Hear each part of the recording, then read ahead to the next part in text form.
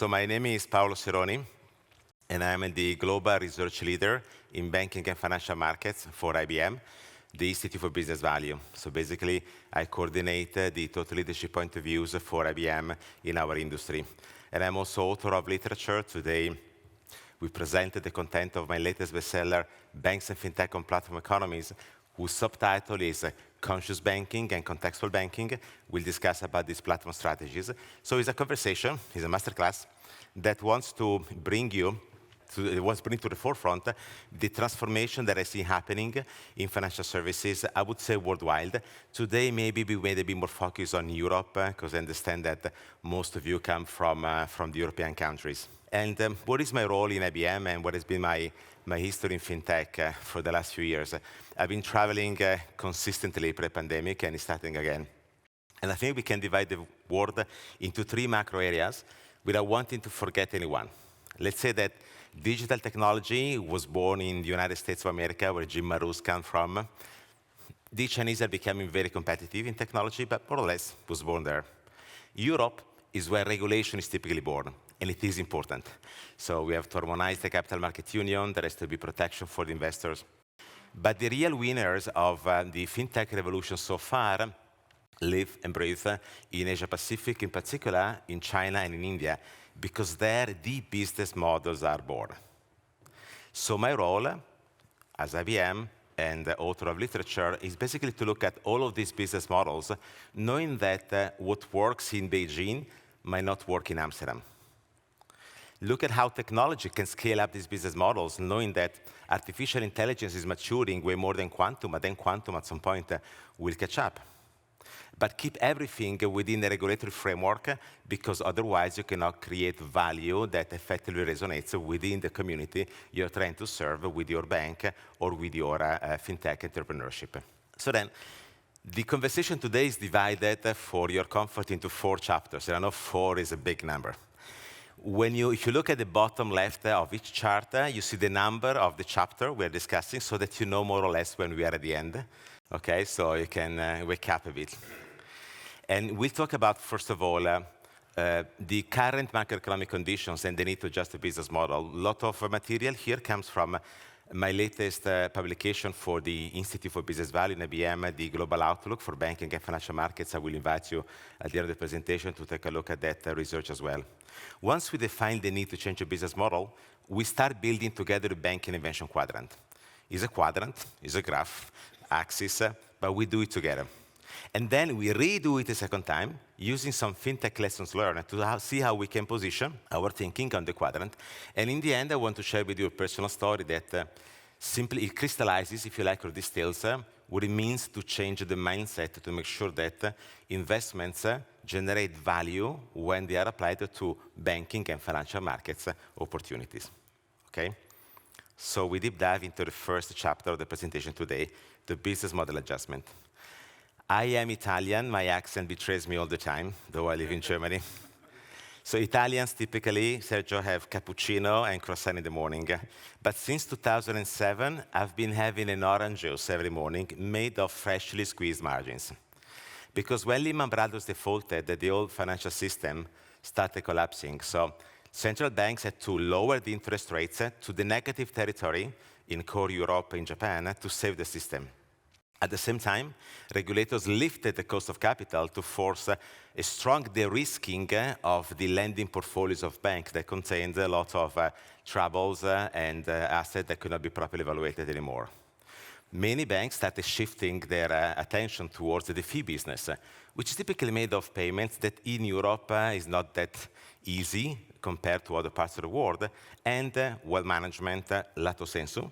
When I say wealth management in the presentation today, I mean investment products or even insurance products, which are sold to the retail, the affluent, and the wealthy individuals. But there as well, you have regulation. In Europe, would be the MiFID II. You know what happened with the commoditization of the products through the ETF growth. So the embedded fees are basically little by little reduced more. That means that the problem of banking today is not that they are attacked by technology. Technology is an opportunity. The problem is inside banking because their business model does not conform anymore to the prevailing and ever-changing but not in equilibrium market conditions in which they operate. Let's take a look at this chart, for example. I summarize here the change in the net interest margin, which is the margin that banks make when they perform lending operations. Then I divided the major macro areas in the world. You have 3 for Europe, like core Europe, the Nordics, which is slightly different, and the Central and Eastern Europe. So the dot is the median. The bar is 50% of the banks around the median. So, and I took the average, 5 years and 5 years. So I get some stability because, there could be sometime like this year could be an exceptional year, so I want to get the full trend. As you can see, the net interest margin has been growing and has been lowering more or less everywhere in the world. So that means that effectively, for the same amount of money that banks lend, they make much less revenues and profits. How do we see this in terms of the full profitability and structure of their cost that more or less is a simplification of the business model or the economy model? Well, in this chart, always taken by the 2023 Global Outlook for Banking and Financial Markets, we have 2 indicators, the cost-income ratio and the return on equity. Let's focus at the bottom of this chart, the return on equity. As you can see, return on equity has been going down in the last 15 years everywhere in the world. It's an aggregate. There could be few banks which are slightly different, right, from the average and the median, but the trend is basically a reduction of the return on equity. But what concerns me the most is that, notwithstanding the many efforts of banks to reduce the cost-income ratio, so to resolve the complexities of their cost structure, CIR remain pretty sticky. And actually, in some cases, like in core Europe, you see, it went even up.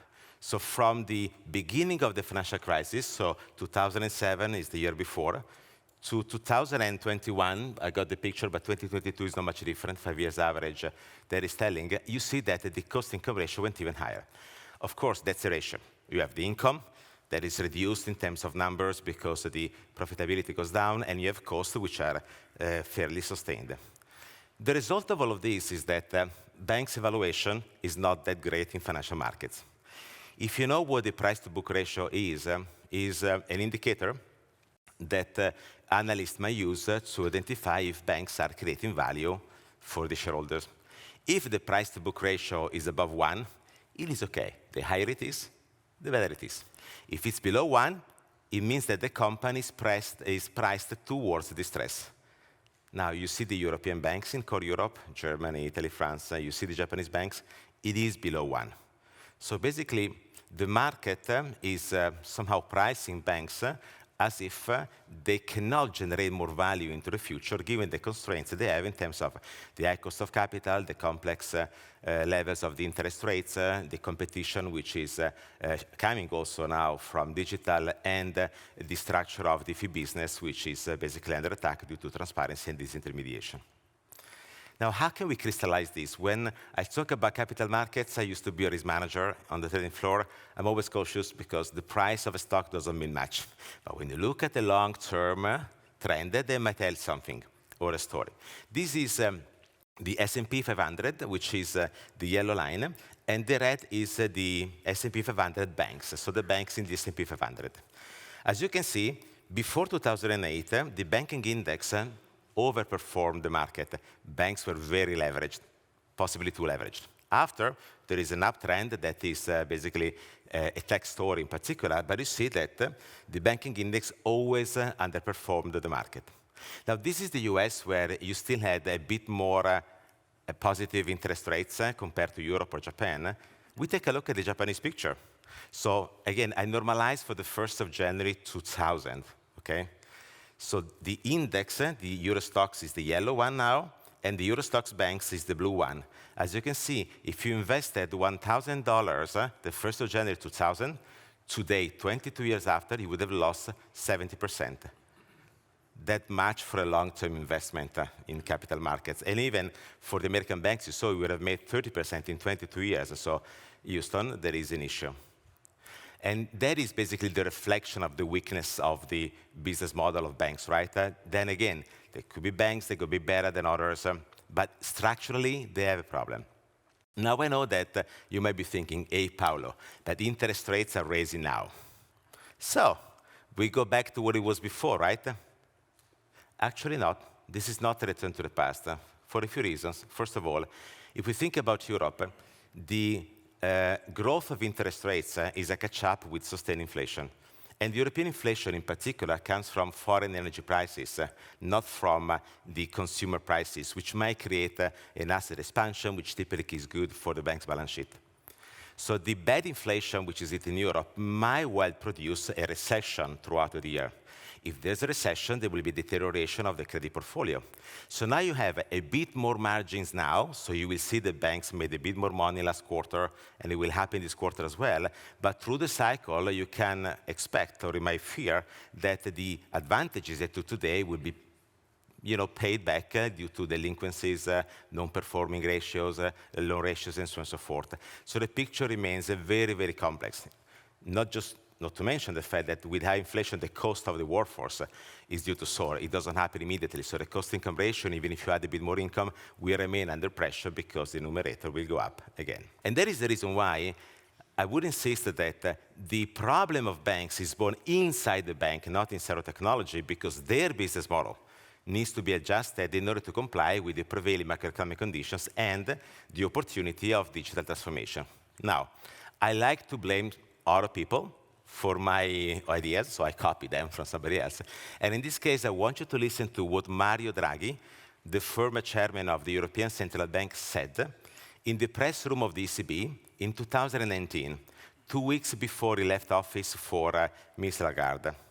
A journalist asked Mario Draghi if negative interest rates would create the next collapse of the financial system.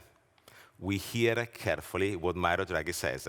I guess there is a little glitch at the start of the video. He says, I know that banks would love positive rates, and he continues. To have positive rates, unquestionably. Banks would like to have positive rates, unquestionably. So whenever they have negative rates, they don't like it. But I wouldn't go as far as saying that negative rates will cause the collapse of the financial system, because before getting there, one has to look at other things of our banks. For example, the cost-income ratio. Many of our banks have cost-income ratios which are completely way off any average indicator, both in Europe and even more so in the world, if compared with other banks in the other parts of the world. There are certain structural weaknesses in the banking sector, more pronounced in certain parts of the Eurozone than in others. I think these sort of considerations affect much more than negative rates, banks' profitability, banks' capacity to lend. The necessity to adjust the business model to the digitalization, to the changes in technology, is something much more compelling than being angry about negative rates. First thing you heard is that Mario Draghi has a better English accent than me. I'm sorry. The second, when central bankers talk, we need to pay attention to the words. Evil is in the details. Draghi didn't say banks have to digitize or digitalize existing business models. No, signore. He said banks have to adjust the business model to grab the opportunities of the digitalization of financial services. So the question is how to adjust those business models. Okay, he didn't have time to tell you which are these business models. That is my role here, which brings us into the second chapter of the presentation today. Okay, so we said so far is that every macroeconomic indicator is moving today, not to mention the geopolitical risk. This is not a return to the past. The structural weakness of banks remains. So it is imperative that banks continue considering how to adjust their business models so that they make sense out of the investment in technology. Now, to do so, we introduce the Banking Innovation Quadrant.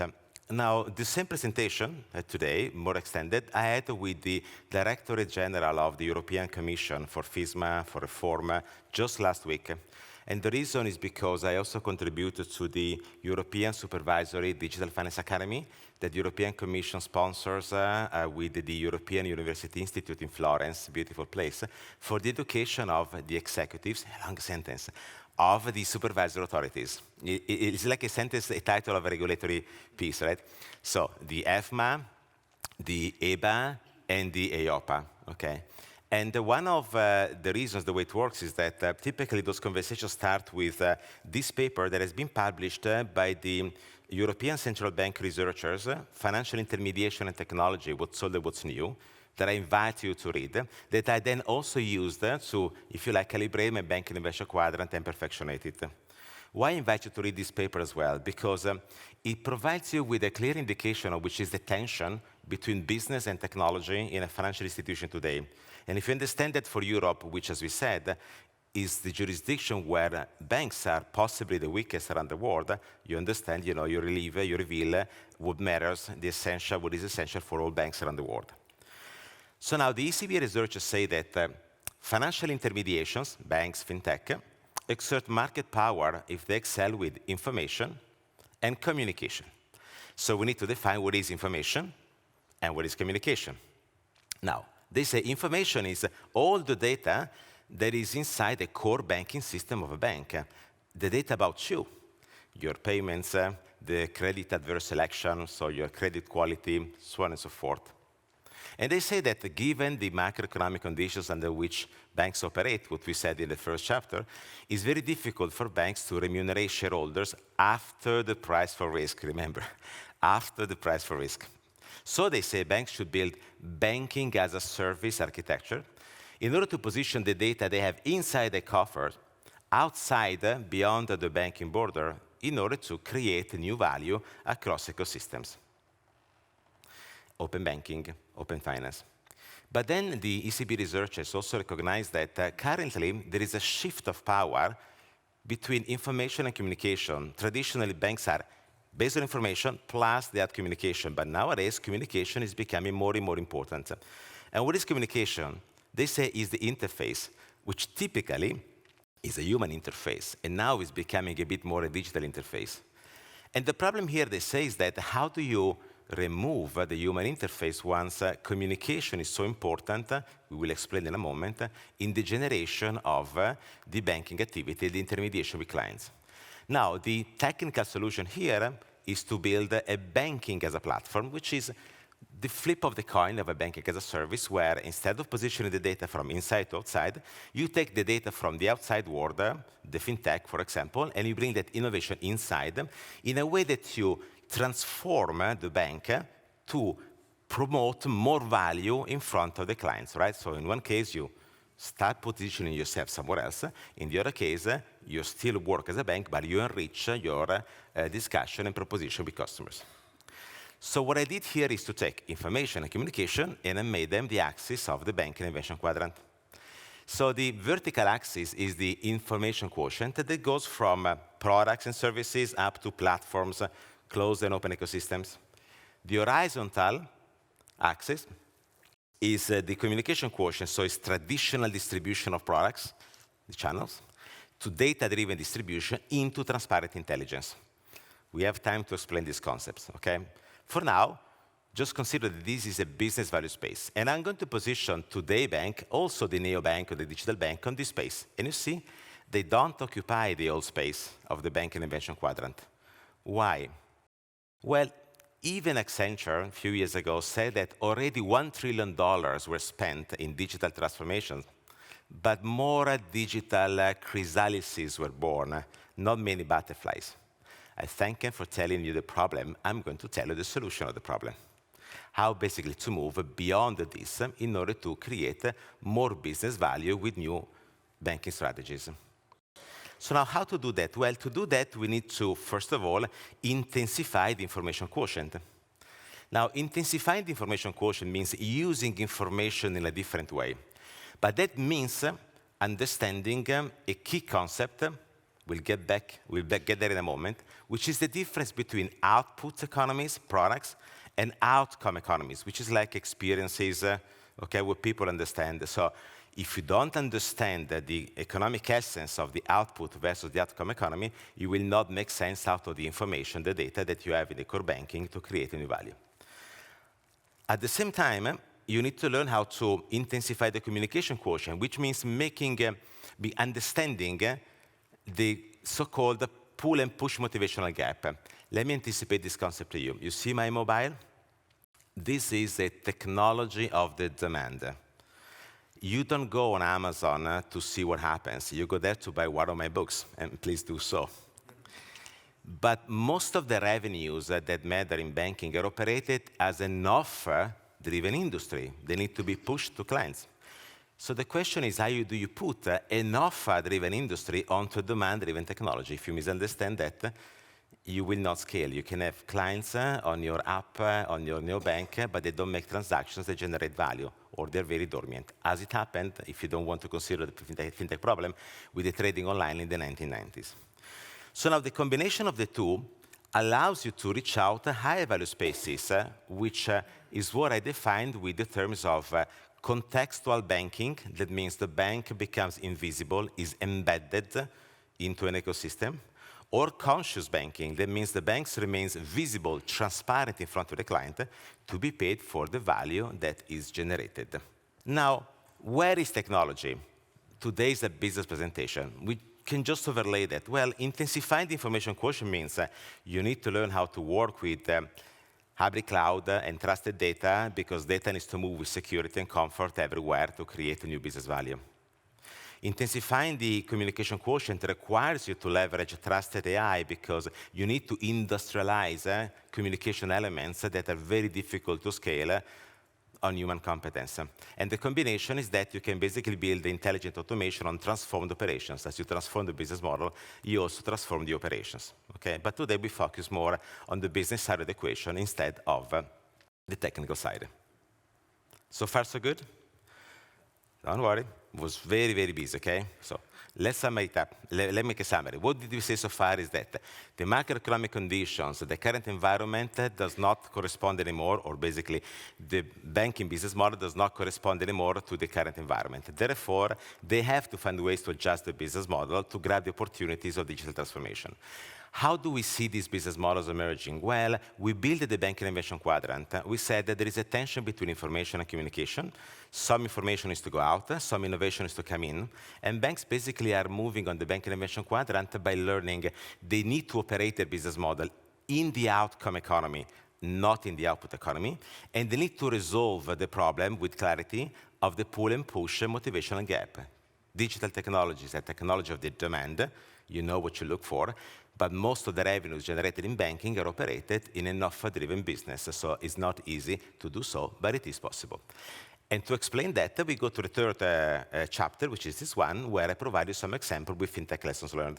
So we start with the communication quotient, the pull and push motivational gap. We have a cartoon, so we relax a bit. You know South Park? So this clip was on American television in 2009, after the default of Lehman Brothers. Wall Street collapsed, the economy was in danger. The little kid that goes to his bank, he has some money to invest. Let's see what happens. Raise the volume, lower the light. I got a $100 check from my grandma, and my dad said I need to put it in the bank so it can grow over the years. Well, that's fantastic. A really smart decision, young man. We can put that check in a money market mutual fund. Then we'll reinvest the earnings into foreign currency accounts with compounding interest, and it's gone. What's all gone? The money in your account. It didn't do too well. It's gone. What do you mean? I have $100. Not anymore, you don't. Poof. Well, what can I do to get back I'm sorry, sir, but this line is for bank members only. I just opened an account. Do you have any money invested with this bank? No, you just lost it all. Then please stand aside for people who actually have money with us. Next, please. Okay, so don't worry. These things don't happen in Amsterdam or in New York, okay? Now, there could be an issue, a discussion we need to have about how the banking relationship is handled, but that's not the point of the conversation today. What this video tells us, essentially, is that most of the clients don't understand finance. It's not about how much information you give them. You put the name of a Nobel Prize on your app, you give them a lot of nice fancy screens. They don't get it. There might be a reason, but there's not much to get, actually, but it's a different conversation. But the problem here is that essentially, people, the majority, tend to enter into a conversation to make a decision. Without that conversation, they don't trust themselves, they don't trust the relationship, they don't trust the decision, therefore they don't act. So you put the clients on digital, you remove that conversation, they do basic transactions, they may not do the rest. And that's not about generations. We are all the same facing the problem of finance, which is trading with uncertainty. Let me explain to you this concept with an example, and I have to use another graph, but it's a simpler graph than the one before. It's a graph that explains how the asymmetry of information becomes the revenue mechanism of financial institutions. So on the horizontal axis, we have, to the left, products and services that are very symmetrical. People get the value quick. And on the right, products and services we are more complex. Okay? So people have a harder time in understanding the value. On the vertical axis, we have the consumption model, demand-driven at the bottom. People can go and collect, or offer-driven. You need to enter into a conversation with somebody in order to make your decision. And now I take the business model of a bank, and I divide it into the 4 major business units, okay, more or less. We have payment, credit, investment, and insurance. Where is payment? Where payment is fairly symmetrical. Even if you pay 100 basis points for Stripe, you like the convenience, you tap, you go, you buy a Gucci bag, right? That's okay. So there's no surprise that the biggest unicorns in fintech are all into payment or the starting in payment because they could build volume, right? People could understand the value, could onboard. The problem is that they don't need volume, they need uber volumes because the margins are going squeezed continuously, so it's very complex to compete, especially in the European landscape on the payment business. So where is instead lending? Well, lending is still fairly symmetrical because in the end, you get the money, you buy something, right? But sometimes it's a complex decision. You need to buy the house, right? You need to find your university courses. Now, let me give you an example why lending is still fairly demand-driven, but there is a problem at play. Have you ever visited my personal website, thepsironi.com? No. So go now to your phone, go to thepsironi.com, and click on the first image you see. You know what happens? I will give you 1,000 euros, 0 interest rates, 0 commissions. You can give back the money whenever you want. Good, right? I'm sure everybody of you will do that, but I have a problem because I know David, my friend, is doing it as well, and his credit rating is not that good, right? So then you see, if you want to grow with unsecured lending, think of Marcos. It's a very complex strategy. Because if you then don't know how to get remuneration out of those clients on top of the initial connecting points with the client, you get killed. The reason why most of the peer-to-peer lenders could not make it happen because they misunderstood that one side was people that wanted to get the money, and the other side were not people that lended money, people that wanted to invest. And there is a difference between investing and lending that we'll explain in a moment. So now, lending is still bit demand-driven. You can grow on lending, the credit tech, but there is a problem of economic sustainability. Goldman Sachs took Marcus and moved them into the wealth management business 3 months ago because they're expecting a lot of losses on the unsecured lending portfolio, and they want to shield that in front of the analyst. It's not an easy business. Basically, then they say they didn't understand the technology or whatever, but that's the reason. Now, where is investing? Well, investing now becomes a bit more push-oriented, right? So it's more asymmetrical, and the model is like offer-driven. Why? Go back to my thepsironi.com, it's like the Financial Times, and click on the second image. And you know what happens? You will give me 1,000 euros that I will invest into a model portfolio made of 50% European stocks, 20% US stocks, and 30% stocks from China, but not the companies in Guangdong because they pollute NIM ESG. Well, I know that you're now perplexed. You're chatting with Morten. Is it true that Paolo was a quantitative risk manager? He built internal models of Intesa Sanpaolo in Milan. Is it true that he wrote books on portfolio theory? He has this experience. You see, there is a distance. You don't trust me immediately. So, because you dispossess of your money. And so, without a conversation, when you really talk to me, you try to figure out whether you like me or not, you will basically not make it happen. You think about what happens in the pandemic. I know that many trading online boomed, like those with the confetti. Always forget the name, it's not Titoro. Robin Hood, exactly. But they abused the fear of missing out. Buy the Bitcoin, you get rich. Buy the Bitcoin, you get rich. Buy Tesla, you get rich. Or maybe no, I had to buy before, right? 90% of the people on their trading platform, according to the annual report, lost the money. The robo-advisors, instead, they don't grow that much because they didn't have the story. So if you really work within a more ethical environment where you don't abuse of the narrative, it's very difficult to do that without a relationship. Now, The human relationship can also be pushing a bit too much, okay? But it is there, if you like, in a facilitated way. And now think about insurance. The people working in insurance will permit me to say that insurers are always the late to a party because they trade really fundamental uncertainty to the limit. I'll give you this example. My friend Jim Marous, I want to sell to him life insurance and I have to tell him that he's going to die. He said he doesn't want to have this conversation with ChatGPT, you know, that prefers to have it with me. So you see, that is more of a driven, so it's more complex. No surprise that even car insurance, which is compulsory, so you could demand on it, in the UK, only 60%, if I'm not mistaken, of people buy it online. Still 40% go to a broker in order to subscribe to something which is fairly commoditized, is compulsory, is car insurance. So then this is the essence of the story. It is not easy to digitize financial services if you do not ask yourself how to resolve the pull and push motivational gap by digitizing where the real value is. Otherwise, the clients might be there, but they don't transact. Then we also have to intensify the information quotient. How do we do that? We need to move from output economies to outcome economies. What is the difference? Well, let's think about the car industry. I live in Germany, so it's an industry near to me. BMW wants to sell 1 million cars of the 7 Series. So they produce the manufacturing, right, the marketing, and they start selling outputs, the number of cars. But BMW also decided to work in the outcome economy. So they partnered with Mercedes-Benz to create Share Now, which is an app for mobility in Berlin to allow 1 million Berliners to commute in the morning with a car which is not theirs to go somewhere. Now, the asset does not disappear. On the platform economy, the asset is there, but it's considered and consumed very differently.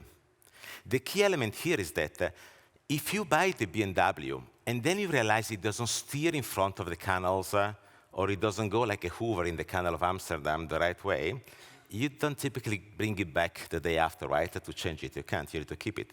Once you have a loan, you cannot return it the day after. But if you don't like the experience on the app, you move. You go to the next app. So the client is more, if you like, volatile, more mobile than it is in the output economy because it's not linked to the asset. So you need to excel in the engagement model that to me goes beyond the experience in order to continuously demonstrate the value. And what the client pays for is accessing that service, is not paying for the asset. In banking, we can make a parallel to simplify. A bank wants to sell 1 billion asset under management of a monetary fund to the client. There are embedded fees, they make the money. Output economy. But the bank now wants to help their clients, families, businesses, individuals, to fulfill their personal, their business, their financial goals. That's an outcome.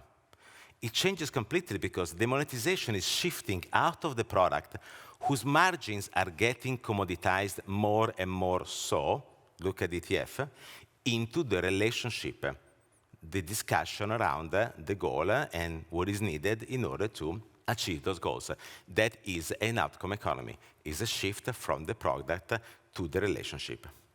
Why does this matter? Because most of the companies that won the internet revolution are operating more or less in the outcome economy, and they tend to be, if you like, platforms.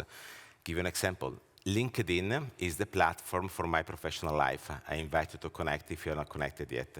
Facebook, you can also find me there with Jim, is a platform for my personal life. Please, come there. Amazon is the platform where I sell the books, so please let me out this business journey.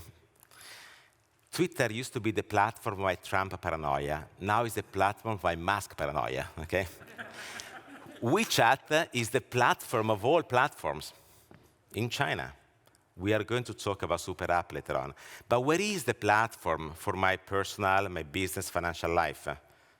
It's not there yet, but it's starting to appear. And I tell you something here. In the last 10 years, I've been working with the colleagues in the fintech innovation scene. I always told the thousands of fintech entrepreneurs and banks I met that there's no way they can break banks because banks are already broken. They are organized as different business units that collect the information of the clients into different silos, but they do not price their relationship as one. It's very, very complex for them to do so. So in order to move forward and be competitive on the platform economy, it is important to bundle back on platform economies, the banking relationships enriched is possible with non-banking issues, okay, and opportunities in order to demonstrate the value for clients. We are at the end of the presentation, okay? So we did say a lot of things, okay? We have some few fancy words to share, but basically so far we said complex environments and the bank business models don't go together. Too much output economy, too much pull and push misunderstanding. So the transformation with digital technology did not provide the results that were expected. But we start seeing some strategies emerging which operate in the platform economy, which are defined as contextual banking and conscious banking. And now I give you some examples, and then I give you a personal story to wrap it up and to conclude the presentation today. So now, this is the banking innovation quadrant, and it's about platform strategies to create more business value. Now, what is a platform for? Well, a platform is there to eliminate the friction. That is the key essence. And again, you will see in a moment, evil is in the details, okay? Like, I'm speaking like a central banker. We need to ponder every word here. So which is the friction that the platform has to eliminate? If it is an embedded finance opportunity, contextual banking platform, or a conscious banking platform, trusted advisory relationships? Well, it is the opportunity, my friend Brett King would say, to eliminate the ecosystem friction that makes banking contextualized. That means embedded to unlock new value. Hold on. Evil is in the detail, okay? When you eliminate the ecosystem friction, it's like you do pay-per-click, right? And you don't have to go to the post office when you buy something on Amazon in order to demonstrate you pay and then receive it. At some point, you assume that that is a standard. You're not willing to pay too much for that. So it's a race to zero margins. It's a race to zero prices. That's why the value with contextual banking is on the whole ecosystem interplay. So it's like open banking. The value is not in the API transactions. The value is in the use case which is shared with the partner, not the transaction. Nobody's going to pay-per-click to go on a banking app. But that for it means that banks need to understand how to partner with that ecosystem, the third parties, or how they orchestrate that ecosystem. I'll give you some examples. In IBM, we are working with the largest bank in Latin America to create an agri-farm ecosystem platform that allows the farmers to resolve their business problem. We even plug in the weather channel information. If you go to your iPhone now, it tells you it's raining because it's a service from IBM. We're not always making it right, okay? It's the weather channel. Now, with that one, with AI, you can also try to figure out which crop to grow, how to water the terrain, right, according to the temperature. But then, on top of that, and in the end, there are financial opportunities to help these people trade, the produce, the one with the other, within the farming ecosystem. Another example, we helped SBI Yono, the largest bank of India, 350 million people, more than the US population, to build You Only Need One, which is a marketplace that is bigger than Amazon for some products, which has a digital wallet embedded that engages clients then to discuss opportunities like wealth management or insurance. Now, you bring them onto a pool opportunity, e-commerce, and then you start making them, create proximity for a push activity. It's a different example compared to the one I gave you before. But where is instead the conscious banking platform strategy emerging? This is a bit more complex because not that the first one is easy, but this is really rooted in the mindset of the bankers. Now, it is now the need to eliminate the relationship friction, to demonstrate value for clients like sustainability, that makes banking conscious. That means transparent to unlock hidden value. Value is hidden in the relationship. Needs to be brought to the surface. Basically, this is a shift from a brokered model, the channels, selling with embedded fees, into a planning or a trusted advisory mechanism where the clients pay for the relationship in order to make a variety of decisions along their business and personal life. This is basically the shift from information to communication. Where do you see it? Which is the biggest bank in Switzerland? I ask a banker. UBS. Brr. Sorry, it's wrong. Brr. That would be the second, maybe. It's wrong. And the reason is because in 2019, FTSE Russell took UBS and Credit Suisse out of the banking index, saying that they are not banks. They said UBS is an asset manager because more than 50% of the revenue come from communication, not from information. That's what they said.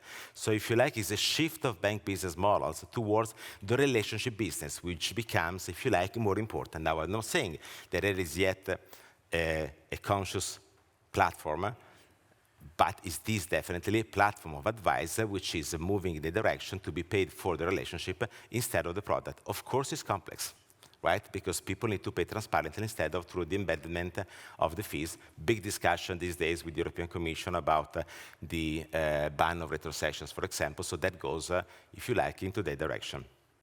Now, let me blame somebody else for this opinion, because it's always good, as I said, to blame the others. A few years ago, I was on a Fintech stage at Paris Fintech Forum, and I had a fireside chat with Yves Perrier. Yves Perrier is the chairman of Amundi. Amundi is the 10th asset manager in the world, the largest asset manager in Europe. Okay, so he's a manufacturer. He makes the assets, the cars, he makes the products. So at the end of the chat, I just dropped a question. I said, hey, Yves, which is the product or the solution that justify the fees? You want to know what he answered? The real value, which is brought either by banks or asset managers or life insurance companies, it's firstly a service of advice and permanent advice during the time of their investment. Yes, the value question. So basically, he didn't say is product A or product B. He said is the relationship, the communication element. Because without that one, products cannot be sold. So that is basically the essence of the conscious banking platform, which needs to be transparent because clients have to pay for that relationship instead of paying through the products, otherwise they don't understand the value in front of them. And how do I reiterate this concept? And this is really my last story. Well, this is a personal story that I want to share with you that talks about the problem of the pull and push motivational gap, the trust, the relationship. In the 1990s, as I mentioned, I was heading a quantitative risk management department, but I was also helping my brother to build the Amazon of Italy. You never heard about it, right? But I had the best product for me. I had Italian fashion, Italian food, Italian furniture, Italian travel. I could also sell tickets of AC Milan. But I didn't sell anything. We really did not sell anything, okay? It was an entrepreneurial disaster, but we had a lot of fun, you know. I thank my brother for his enthusiasm. We made many mistakes, but there's one that I want to share with you with cautiousness, because when I compare e-commerce to banking, there's things in between, so this one I can make, but not all of those you hear are making sense. I listened to an interview of Jeff Bezos a few years before. I think it was on 60 Minutes. Now, David is my age, so he knows that in the 1990s, Amazon was only selling books, okay? Nothing else. And the journalist asked Jeff Bezos, what's Amazon? And Jeff said, Amazon is not a distribution channel of books on the internet. I was like, no, ask yourself, is your digital bank a distribution channel of products on mobile? So Jeff Bezos, with his spirited eyes, continued and said, let me explain to you. The publishers are sending me letters these days complaining that I allow the users to put positive and negative reviews on the website. And they say, only publish the positive reviews so that we can sell more. But he goes, they don't understand because they are not my client, the manufacturers. My client are the users, each and everybody of us. And please put some positive reviews on my book, right? And he goes, the problem these people have is that when they wanted to buy a book, he picked up one. He goes, they cannot smell the glue, as I always do. They cannot turn it and see, you know, maybe Jim Marou's comment. And how can they make the decision? So positive and negative reviews are the transparent element that enables them to trust. So it motivates them to buy. Because my role, said, is not to be a distribution channel of books on the internet.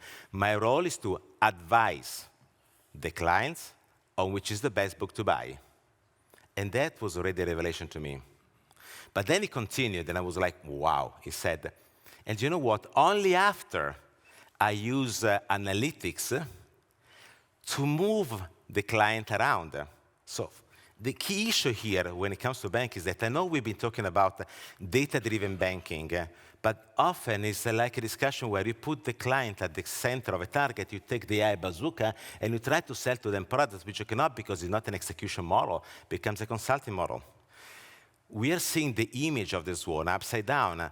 Before, we need to learn how to leverage the information quotient with the communication quotient to build what I would simplify into data-enabling clients so that they get more comfortable to act.